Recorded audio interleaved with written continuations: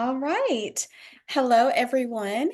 Thank you so much for joining us today for our roundtable discussion with the Diocese of Allentown. We're so happy to have them here to speak about their experience with DMSchedules for elementary schools. So I just want to cover a few housekeeping items before we get started.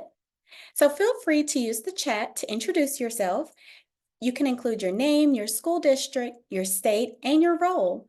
We'd love to learn more about who's in the Zoom room with us today. As we move through the features of the program, please feel free to share what questions you may have. The Q&A box is there, and we'll try and get to as many of you as we can during the Q&A portion of our time together. So we also know that you all are very busy running classrooms, schools, and districts. So if you do need to leave or miss part of the webinar for any reason, don't worry. We will have a recording that will be sent to everyone who attended in the next day or so. So just to give you some background information, DMSchedules is a part of District Management Group. And so just to give you a little bit about how we came to be, DMGroup was founded in 2004 with the mission to achieve systemic improvement in public education. And we recently reached a milestone, and we are celebrating 20 years of supporting school districts all over the country. So we actually partner with hundreds of districts coast to coast to help address their most pressing needs. So we work in districts large and small, and in rural, urban, and suburban areas.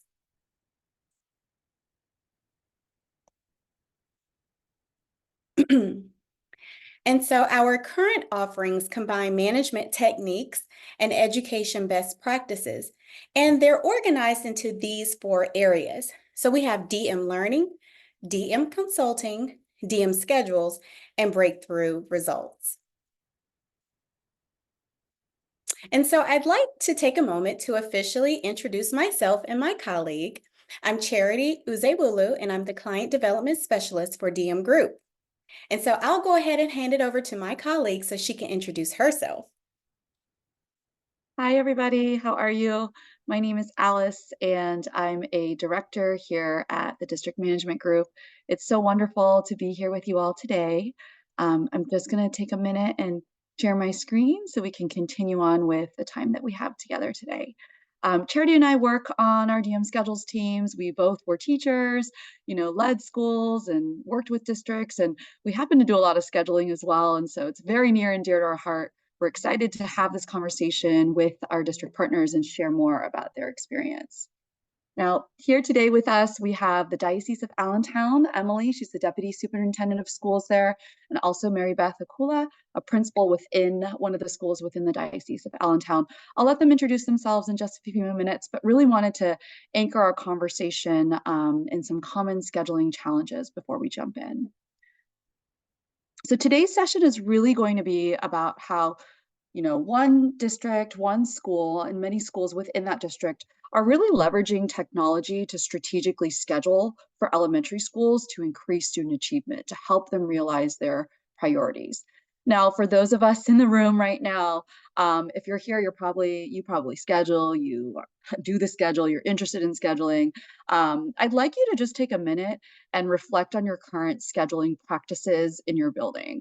On a scale from 1 to 5, 1 being it doesn't work, 5 being it's the best thing ever, where are you in your school or district when it comes to scheduling? Now, this is a safe space for us to share and grow. I'd love for you to pop your number in the chat. Feel free to add a detail or a sentence about why you chose that number. I'm just going to give everybody a little bit of time to do that. I see some people typing and thinking. Now, as you all are doing that, we're going to start by anchoring sort of our conversation today in just some common elementary school scheduling challenges, things that are probably really familiar for a lot of you all, really just to sort of ground ourselves in that common understanding. So I see some 3s here. You want to schedule your win time more effectively, so sort of known as like what I need time. Fitting required minutes into the day is a difficult task. Yes, as someone who used to build the schedule, yes, that's pretty challenging. I hear, Tara, you're like, it works, but it could be more efficient. Great. That's super helpful context. We're going to jump into a few of those features and sort of strategies that we work with schools to really address some of those things. So thank you all for sharing. If you're still writing and typing, please continue to do so. I'd love to hear from all of you. So we're going to dive right in, ground ourselves in some common elementary scheduling challenges. Now, what you see here on the screen is probably what you all experience, if you're here in this Zoom room with us, common elementary scheduling challenges. I'm not going to read each one aloud, but give you a moment just to digest what you see here on the screen. And the big takeaway really is that these and so many more common elementary scheduling challenges result in a significant loss of instructional minutes throughout the school day and throughout the school year, and it gets in the way of student learning. In our conversations with districts and schools around the nation, I often hear, Alice, the schedule doesn't work, it's getting in the way. What we often find is that these things that we want to achieve, those priorities that are listed there on the left, that we want to be present in all of our schedules, for example, common planning, daily intervention, instead of the schedule being a catalyst to help us reach and realize those priorities, we often hear that the schedule is really a barrier. It's not allowing us to fully implement those priorities into fruition. Now, most schools that we work with and hear from really follow this traditional approach to scheduling. Scheduling is sort of this technical task. This is the way that we've always done it. As someone who used to build a schedule in all the buildings I worked in, whether I was a teacher or a principal, it was a lot of Post-its and Excel spreadsheets, magnets, poster paper, you name it, I've probably tried it. And this is what lots of schools sort of initially come to us sharing. And it's really this sort of idea like the schedule's hard to manage. It's the way we've always done it. We don't really know what to do next. Now, I'm here and Emily's here, Marybeth's here. Our team is here really to tell you today that there is a better, more efficient way to schedule. DMSchedules really help schools and districts make that shift to strategic scheduling, where the school and your district priorities drive the creation of your schedule and the realization of your school and district priorities. Now, all of this work is anchored in our DMSchedules framework, how we approach the work that we do. So here at District Management Group, we love research. We've been doing a lot of research for well over a decade about elementary and special education scheduling. And we've developed this elementary scheduling framework that really incorporates three main components that you see here on the screen. The first is just access to scheduling expertise. The second is really customized implementation support and training for our schools and districts. And then finally, easy to use scheduling software to really establish a clear practice and process for how to build better school schedules and special education schedules. Now, from my own experience, I can tell you, when I used to build schedules with Post-its and Excel spreadsheets, it would take me 2 weeks in the summer. With our programs, you can build your school-wide schedule in as little as 2 hours. So really hitting on that idea of efficiency and effectiveness. Now, DMSchedules provides that structured and facilitated approaches to address district challenges and includes 2 proprietary software programs. We have our elementary school-wide scheduling program that you see here on the left and our special education scheduling program that you see here on the right. And I'm just going to highlight a few key features and benefits before we dive in to our conversation with Emily and Marybeth. So what you see here on the screen is an example of a completed schedule from our DMSchedules elementary scheduling software program. You can see the times there on the left, the grade levels going across. And one of the things that I love is that it's color coded, right? Like everything in green is literacy, everything in blue is math. Those purple intervention blocks are staggered throughout the school day. Now, what's important about this approach is that schools can strategically designate time to support all grades and all subject areas for any type of additional support that you may need, right? Tier 1 intervention, Tier 2, Tier 3, what's your MTSS plan? This schedule really allows for the easy access to share and provide a lot of additional supports.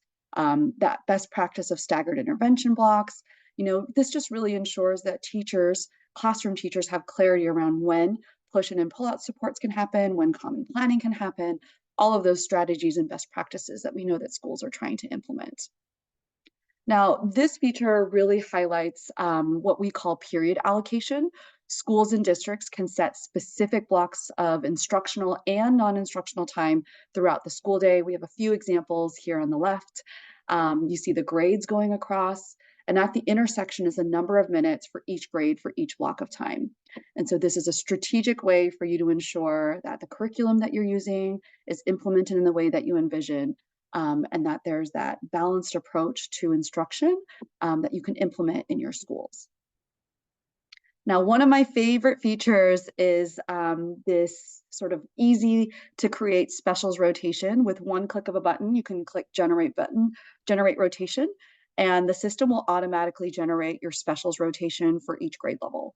So you can see this fifth grade, section A has art on Monday, PE Tuesday. This used to take me and many others a lot of time with Post-its and Excel spreadsheets, and remove sort of that human error component as well.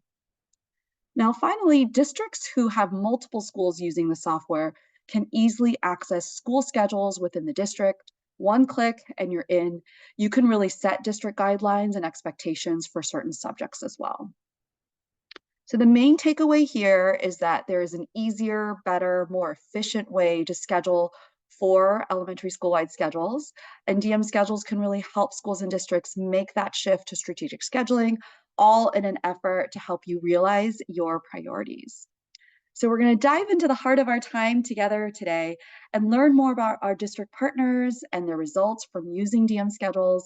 I'd love for Emily and Marybeth, for each of you to introduce yourself and share one thing that your school or district is known for our Zoom room audience today.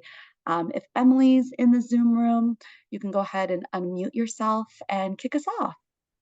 Hi, I'm here, Emily Kleintop. I'm showing up as Marybeth, so there's two of us on here. It's Marybeth, but I'm Emily. I am the Deputy Superintendent of the Diocese of Allentown. And I just a little background, they have some stats up there, but we have 25 elementary schools across a 5-county region with different start and finish times, right? Some variables to their schedule, but we've been working hard to get a little more alignment. We do have expectations around time for different subject areas, and we do share a lot of our specialty teachers and other resources across our schools. So those are some of the challenges that we had faced, and that's a big part of why this tool has been helpful to us. Great. Thank you, Emily. Anything unique about the Diocese of Allentown or that sort of community that you'd like to share with our audience? Well, I think, again, speaking to the fact that we're across a big geography, we have a lot of variety in our schools. We have some inner city schools, we have some very suburban or to rural kind of schools. So there's a lot of unique aspects to all of those schools. We also do try to provide a lot of extra encore subjects in our schools, such as Spanish at an early age or other language options. So just those are some unique features when it comes to trying to figure out the scheduling and coordination. Yeah, absolutely. Thank you so much. Marybeth, if you're here, if you could introduce yourself and share something interesting or unique about your school. So my name is Marybeth Okula. I've been principal at St. James for 10 years. Schedule has always been something that has been difficult. I have a middle school that is 7th and 8th grade, and they rotate by subject. So I have a math teacher that sees all four. I have 2 of each grade, so all 4 classes go to the same math teacher. All 4 classes see the same ELA teacher. All 4 classes get to rotate for science and literature. So it's always been a challenge because all of our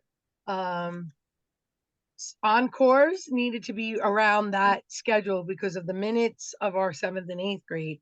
So by using DMSchedule, I really found that was probably the easiest middle school schedule I've ever was able to tackle. So in the past, I would farm out the job of doing the schedule to some very dedicated teachers, and that was a very good program. They worked very hard on it, making sure that specials didn't conflict and the teachers all had a certain amount of specials. But by using DMSchedule, each teacher now has a special every day, And I was able to see that and manipulate the schedule in such a way. The other thing I did, which was at the suggestion of, I'm in a meeting, at the suggestion of, I'm sorry, I have a window and they all want to talk to me. At the suggestion of Emily, we did all the specials for our 7th and 8th grade first thing in the morning.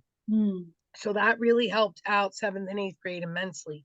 So every morning, those 7th and 8th graders have a special, either first or second period. The third thing I did, this was another great thing.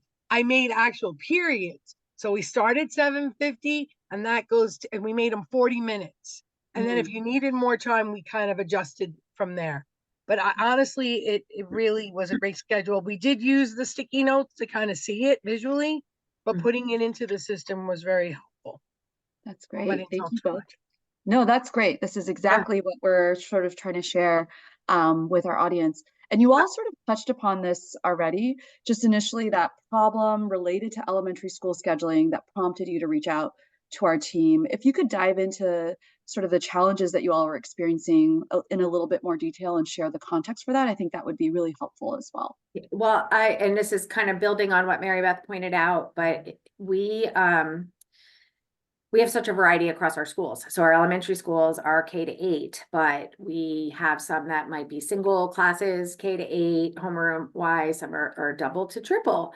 So the size of the schools varies a lot. And then the way we might approach middle school in terms of some might rotate 5th through 8th or 6th through 8th. And so there's such a variety of the way our staffing and the size of the schools are that I can't say here's a best practice 100%, but we know that there are some good guiding practices, but hard for me to articulate to the schools those without this tool. So this tool has been really helpful. And I think that's kind of what Marybeth spoke to, is saying, I would kind of preach to try to line up your specials more consistently, 8th grade first, kindergarten last, some predictability of the schedule. There might be a day that's an unusual one, but we want as much as possible, some predictability, even alignment of grade partners, having prep time because they're in specials together at the same time. We didn't have that going on across our schools.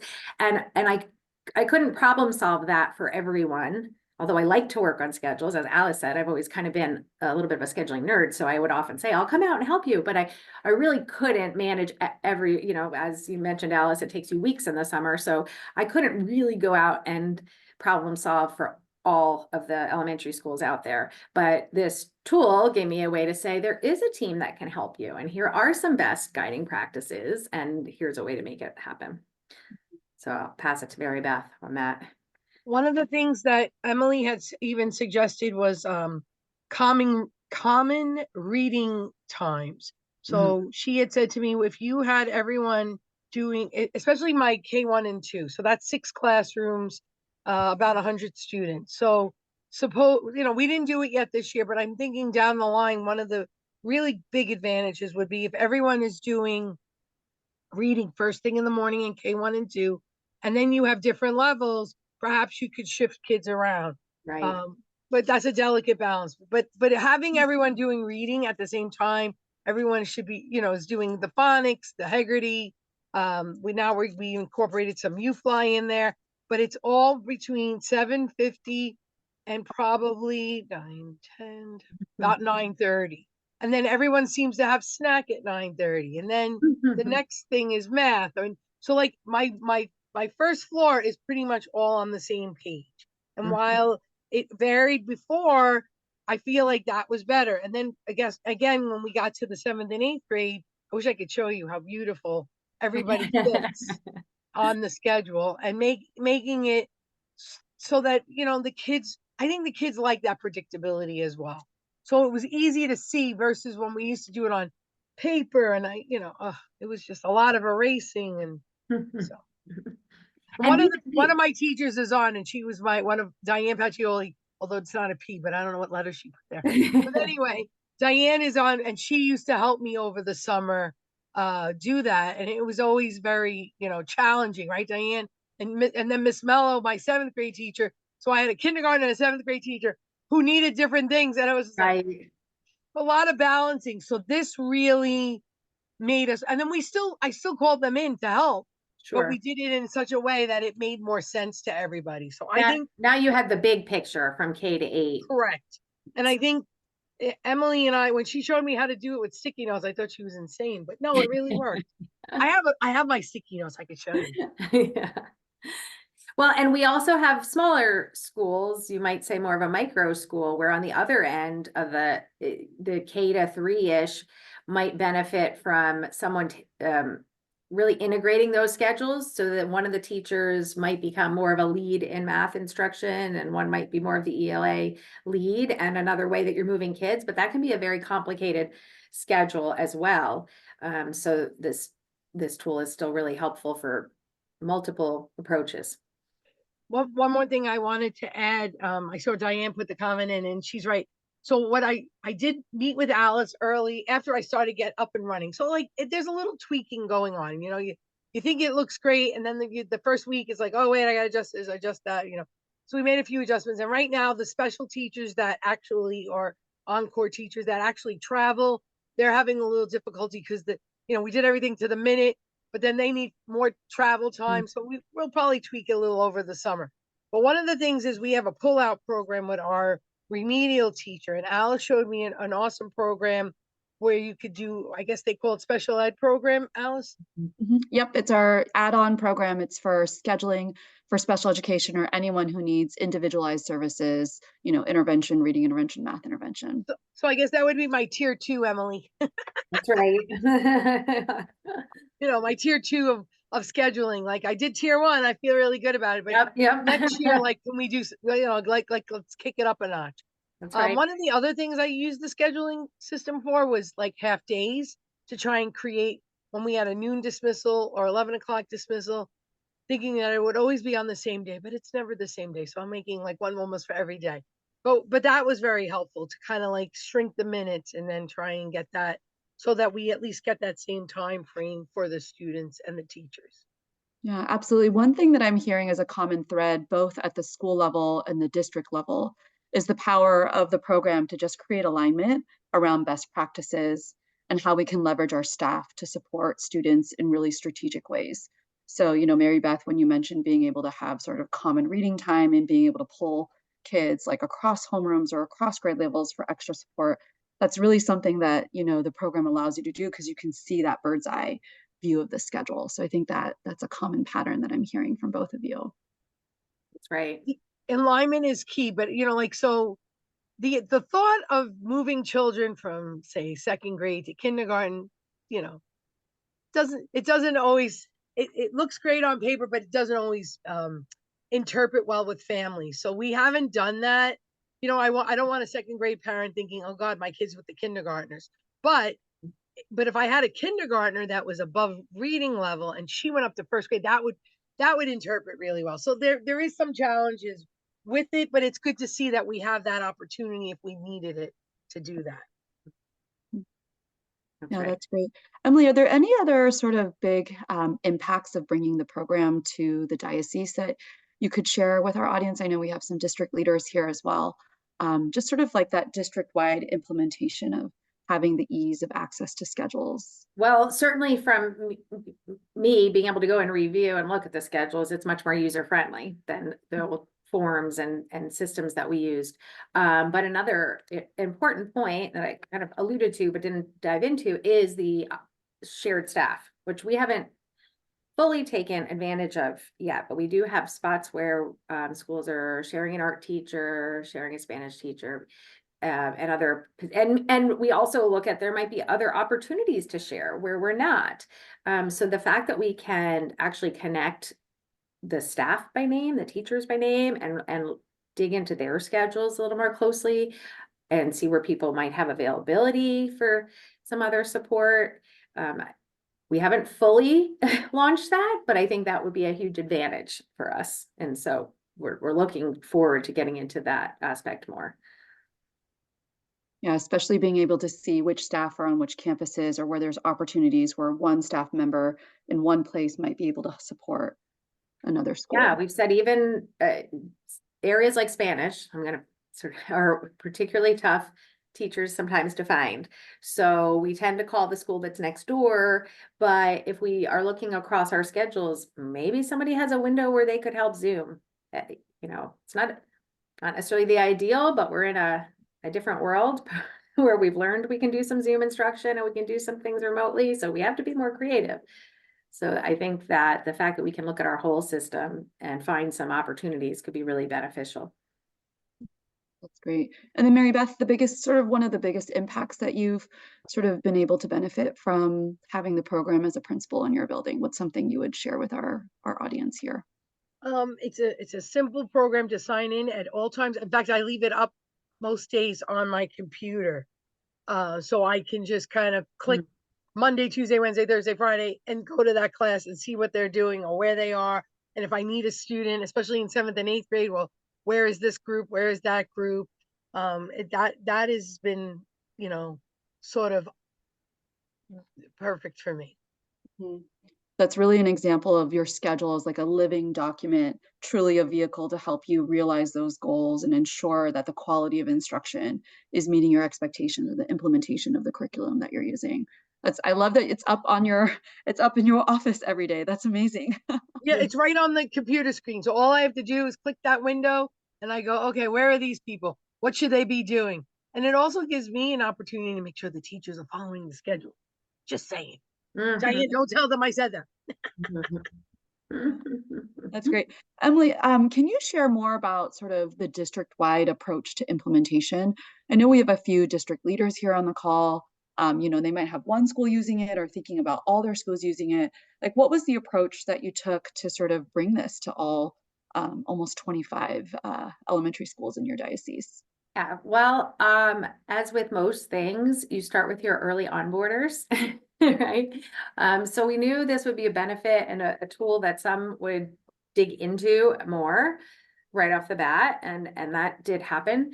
But what I can also say, which is not like most things, the DMGroup team was huge support in terms of professional development, coaching, guidance. You know, I could meet with them and kind of talk about the best practices we were looking for, which were really just scheduling best practices. So it wasn't anything they hadn't heard, but just to know that those were our priorities. And so the team was able to spend some time doing some training with some of our schools on those.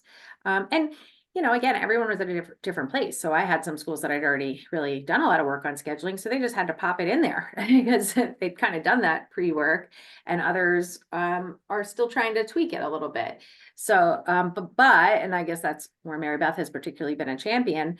If they needed help to really problem solve, and the professional development support is really the benefit of this. And in most initiatives that we try to, any district or diocese central office person knows, the lift can be really tough and it can fall on us a lot, but the PD that comes through DMG is really the benefit. That's why we've had the success we've had where we've had it.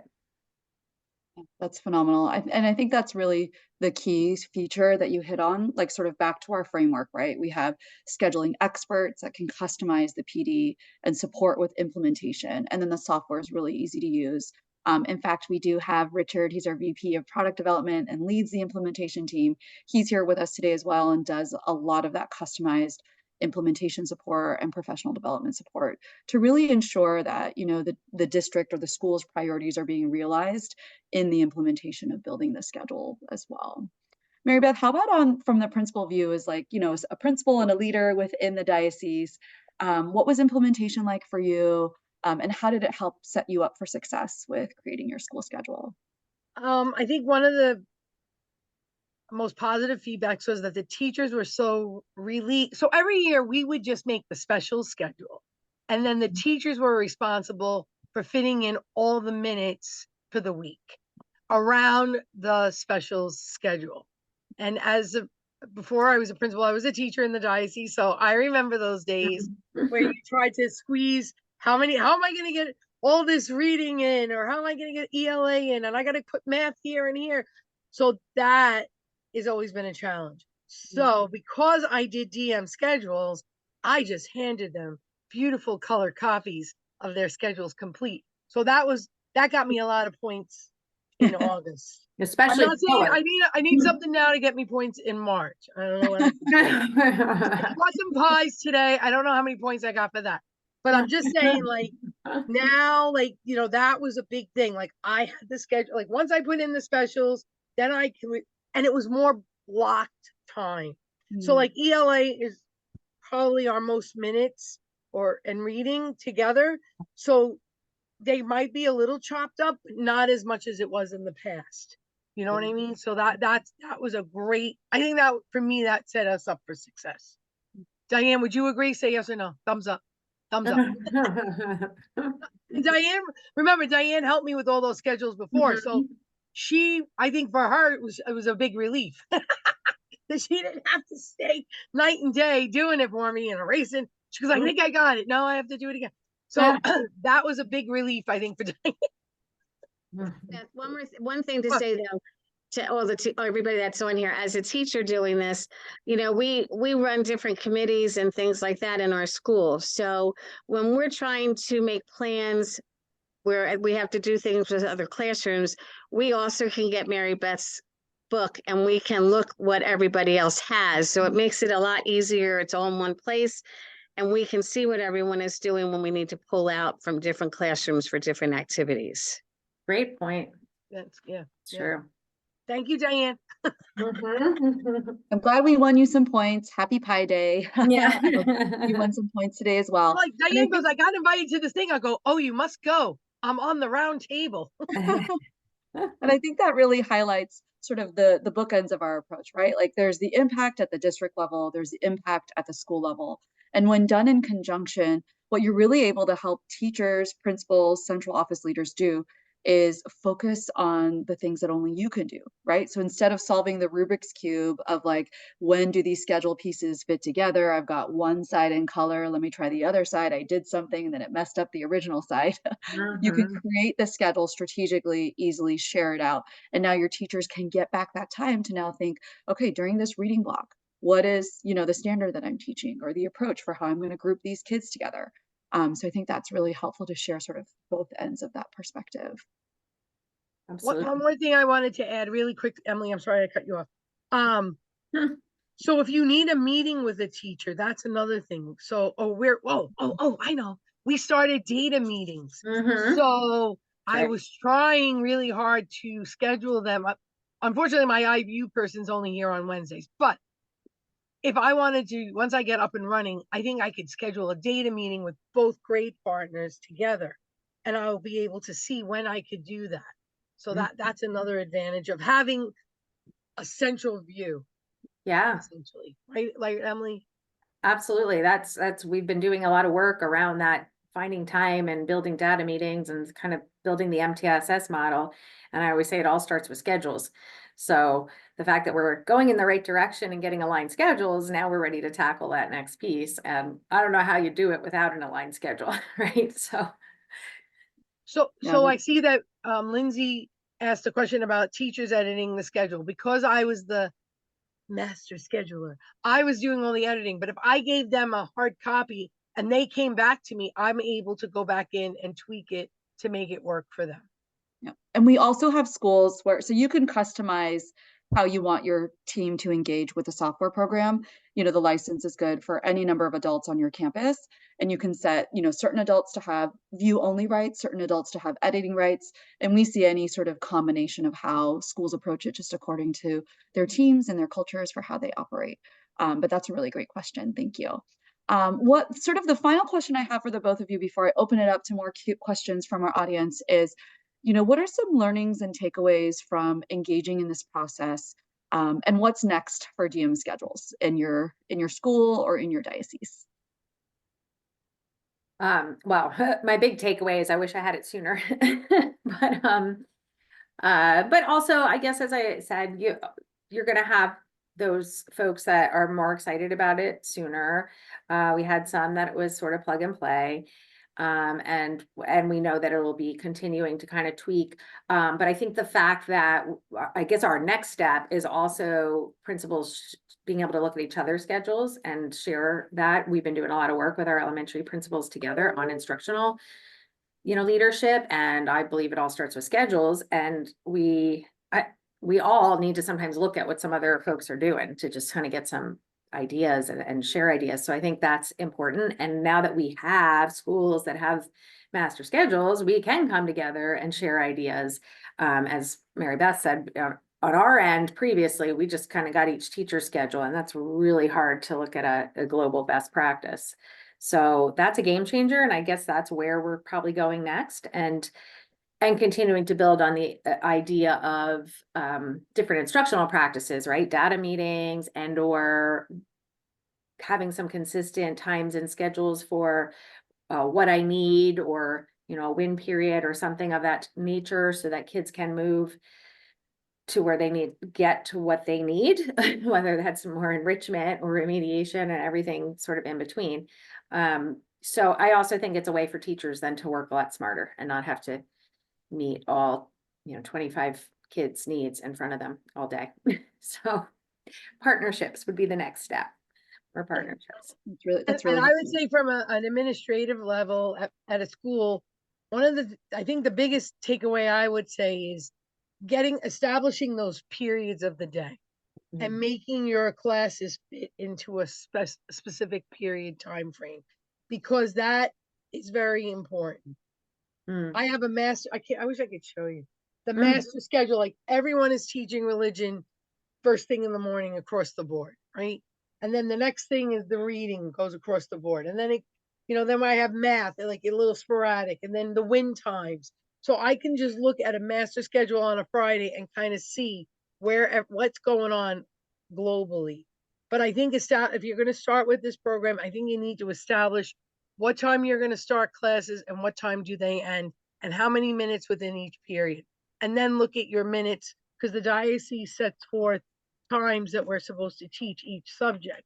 So then that's, a challenge. How do you get 200 minutes of or 250 minutes in 3rd and 4th grade of math, but then you go to 5, 6, 7, and 8, and they need 300 minutes. So then I had to go in. So you have to really look at that piece of it, and trying to keep your classes whole.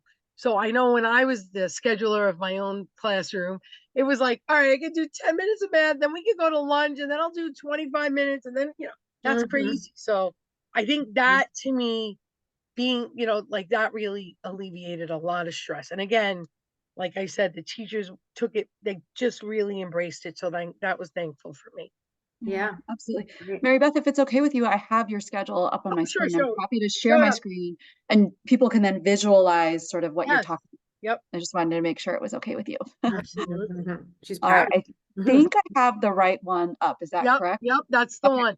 Now there is a little, I was trying to adjust Spanish. So if that looks great to you or off, don't worry, I'm going to fix that. So we had a little.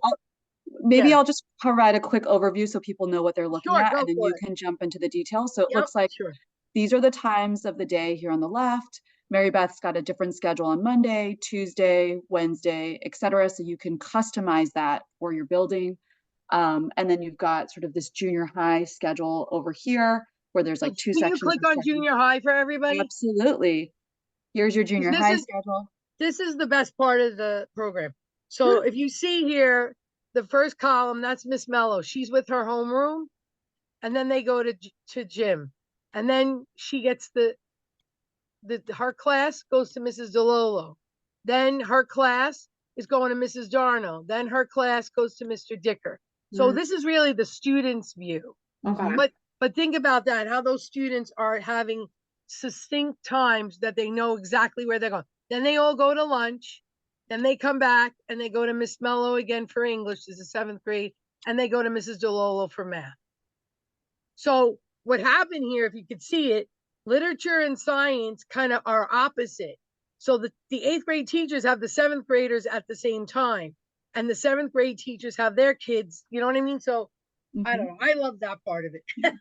And in addition, this says the system automatically will generate the student view and then also the teacher view of the schedule as well, so that the teachers know what they're teaching. These blank boxes represent when there's that common planning time. So it looks like your 7th grade team has some common planning time here together, and your 8th grade team as well. Perfect. Yeah. Very cool. And so once, you know, principals, whoever's building the schedule, you drag and drop these boxes, you create these schedules, you create your school-wide schedule, and then it automatically generates every grade level schedule and every adult schedule in your entire building. So that's how we're able to be super efficient and effective with that time. And if Is you there anything else you wanted to highlight, Marybeth? Yeah, so if you look on Monday, Mrs. Pacioli and the other kindergarten teacher have common planning time. On Monday, the first grade teachers have common planning time. Who else? I couldn't get it for second grade to work. It was just the way that the specials fell. But I think there's another day they have common planning time. Second grade, maybe not. I tried my best. Looks like on Thursday they've got a little bit of overlap. Yeah, a little bit. But I Yeah. mean, at least 1 or 2 days a week, I try to get the teachers some common planning time. That's great. Yep. And one other thing I'll highlight, Marybeth, just from looking at your schedule, is you've really designated when whole group instruction is happening and when small group instruction is happening. And you've done it across a grade level. I think there was a comment in the chat around like mixed grouping across grade levels. And so, you know, your two sort of kinder groups, you know, even if they're in different homerooms, you can pull kids that are in similar levels together. So that really allows that collaboration and for kids to get the support that they need. Yep. Yep. That's great. Thank you It so was much. a labor of love. I really loved it. I'll just show one other thing while I'm in the system. When you click the share button, you can copy this link and send it to anyone. And so I know when I was building the schedule, there'd be like, you know, I'd be on version 5 because there's lots of mistakes and you're constantly iterating. And you'd get to the first minimum day of, or, you know, the second minimum day of the year, and everybody's 90% of your staff is following the current schedule, and there's always 1 or 2 following the old schedule. So that's one of the features that I love, is just, you know, having the ease of sharing the schedule really easily, so everyone knows this is the current schedule we're following, this is when we rotate, etc. today. So that's a really helpful feature as well. I don't know if Diane wants a comment, but I would, and I don't know if she even knows, but like, I feel like because of the schedule for 7th and 8th grade, things are much smoother with our middle schoolers. I mean, I think that's just the general feel we have. Like, I feel like because the teachers have at least a special a day, there's no like, oh, well, I guess I can't do it today. Like, there's none of that. Like, it just seems to be much smoother running for the teachers and the students. Makes a lot of sense. It all start, if you have a set schedule, an organized schedule, you have everyone on track, everything else is going to run smoother. Of course, we all know in education, kids are going to throw us curveballs, right? That's the nature of the game. So as much as you can have training wheels on the day, it would make everything else go a lot smoother. Yeah, absolutely. Well, that's so helpful. I really love sort of just hearing both your perspectives. We have about 20-ish minutes left with our time together today. I'd love to take some questions from our audience. You can pop them in the chat or just unmute and really just connect with people that have used our programs both at the school-based level, district level, even as a teacher. Diane, you're here. We'd love to just sort of share our experience and see if there's any questions in our audience that we can get to. So feel free to unmute if you'd like, or pop them in the chat. You can also send them directly to Charity or I or anyone else on our team.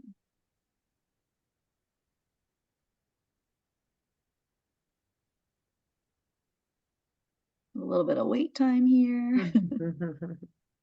All right, I see one, somebody chatted me about win time.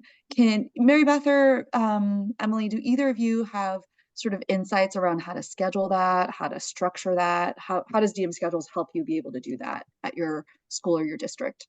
What did you ask? I'm sorry, I missed what you asked. About the win time, sort of what I need. Oh, okay, got it, Emily, and then I'll say how we do it too. Yeah, there's a little bit of variety, I think, as to how some schools are approaching it, because it's still something people are learning about a little bit. But I know one school just in their development of the schedule made sure to put a section of that for, I think they did reading and math. And so much like Marybeth's aligned reading time, then it might be that last 20 minutes across, let's say K-2 became a win time, so that you could do a little more data-driven targeted intervention for kiddos. Again, I feel like we're still in that tier 1 phase. Like, we're not utilizing the schedule as best as we could, but I still think it was a great start. And like next year, I feel like, oh, now we could do this. Like Diane said, she's formed a committee to do a project, and she looked at all the teacher schedules, and she was able to say, well, did they have a period here? We could go here, we could go. like that really helped, you know, and now maybe we'll use it for academics, not just fun. That's great. So the coordination of schedules so that you could have that common collaboration. Yeah. Madison, I see there's a question from you about, can every junior high school student have the same schedule, or can they also have individual schedules, like different schedules of kids have like honors or different level of math classes? So the answer is yes, we can do both. So your kids can travel by cohort, right? And then have that schedule. And if there's kids where, you know, there's those individualized schedules, we don't necessarily have like rosters where you can say where kids are going, but you can designate when some of those more specialized classes occur, so that kids could take those courses as well. So we definitely support. I was just gonna say that was where I had to call DMG to help me, because we do have 2 levels of math. So I called them up and they walked me through how to create like a 6-1 math and a 6-2 math, because they met at different times, or 7-1 and not at different times. They were same teacher, different classes. And not necessarily by homeroom. Correct. So I have 7A, 7B, 7-1, 7-2. So that's how many, that's 4 classes for 1 grade. But anyway, so we were able to do that and still make it work. And that's a game changer too, because often in our schools, because we're smaller, you know, with 1 or 2 homerooms, and you know, the scheduling part was a lot easier if kids were in the same homeroom. So, which isn't always super beneficial, but right, we end up making like the high math group the homeroom, and then they're kind of with each other all day, because it's just driven by their one class that we want to put them together for. So it's one of those things that's not always the best practice, but hard to figure out if you don't have the help from DMGroup here. Yeah, absolutely. So I think what our team is able to do is to help schools and districts not just provide like opportunities for intervention, like customized to each student's level, but also acceleration, right? So Marybeth is describing with those 4 math classes, we're able to support the school to determine when are those classes happening. And then at the school level, Marybeth and her teachers can determine which kids are going to which class, right? So we're able to sort of provide the skeleton of the schedule and brainstorm with you. Like if you have this dream and a wish of like a program or some sort of initiative to launch in your schedule, our scheduling experts like Richard and Scott have amazing scheduling minds and are able usually to figure out any solution like 99.99% of the time. Is Scott on the call? Because he was very helpful to me. Yeah, I saw him earlier. I'm not sure if he still is, but definitely Richard is here. Richard, is there anything you'd like to share with our audience? I think I worked Thanks. with Richard too. Hi. Scott was here for a second, but he had to go back to work. Yeah, Scott is terrific. He's very patient, working with a lot of our clients, and there's always specific issues that we're trying to resolve. Otherwise, no, it's great to hear your feedback and how you're leveraging the software. Everybody uses different features. And one thing I'd say is that we really listen to what our clients are trying to do, and sometimes a lot of it informs the next features we're going to develop. And so we're constantly improving the software and developing new features based on the feedback we receive. So we love to hear how people use the software and being able to improve it. Absolutely. So Marybeth and Emily, if you have any dreams and wishes for what our software can do, definitely let our team know. We sort of keep track of most highly requested features, and they go in a queue for our software team that Richard leads to develop and launch. And that's why I think our DMSchedules software programs are so aligned and in tune with building leaders and district leaders' needs, because we're constantly getting feedback and constantly developing those features to provide that customization for you all. That's great. Thank you. Any other questions or comments from anyone in the Zoom room with us?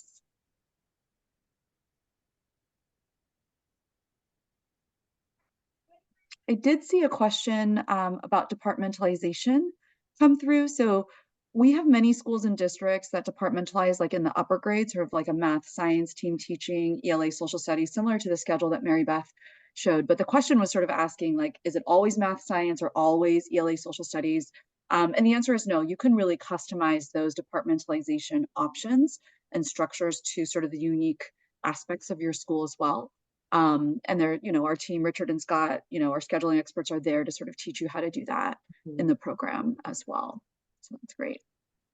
Which I would just reiterate, having those experts to call when you have a new situation and to kind of problem solve is best part, I think. And Alice, maybe I'll mention the way we schedule specials, because schools implement specials in very different ways. We have a basic special mode, which is a very simple way of scheduling specials where all the specials occur at the same time within the grade and have the same duration. And that's a very simple way of doing it, with common planning time taking place during specials. And here you can just push a button after you've defined which specials you offer and how many days do they rotate. You push a button and all your grades rotation is done automatically. You can then edit and make changes, but by default, it will help you create something that will take already a long time to do on a spreadsheet or on paper. And then for specials that are more complex, we have a more advanced mode where things become a little more specific, where you can have specials of different durations on different days, 2 specials on some days, etc. And then that becomes really a free for all. You can drag and drop specials everywhere you want. And the software really helps you in guiding you where to drop those periods and where conflicts occur. So as you're scheduling, you can see conflicts, and you can see these red periods appearing to tell you that you've created conflict where 2 classrooms are going to special at the same time, or 2 teachers are double booked, etc. So whether your special is very simple or very complex, we kind of support the whole thing. Absolutely. And that's just really a reflection sort of the range of supports that we provide. Charity, when you have a moment, let's go ahead and pop in. I'm going to share my screen so we can sort of take care of the last few housekeeping items and make sure we end on time today.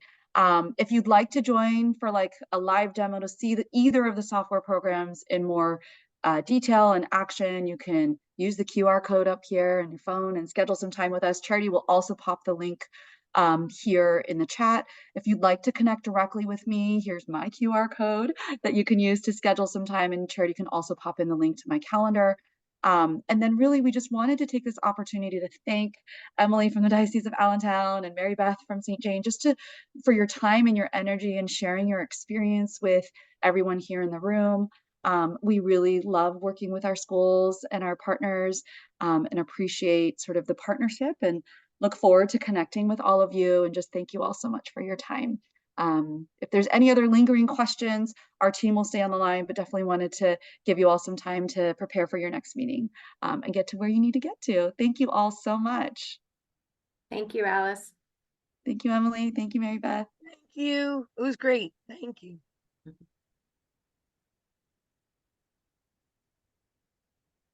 Or am I not able to leave? I'm gonna.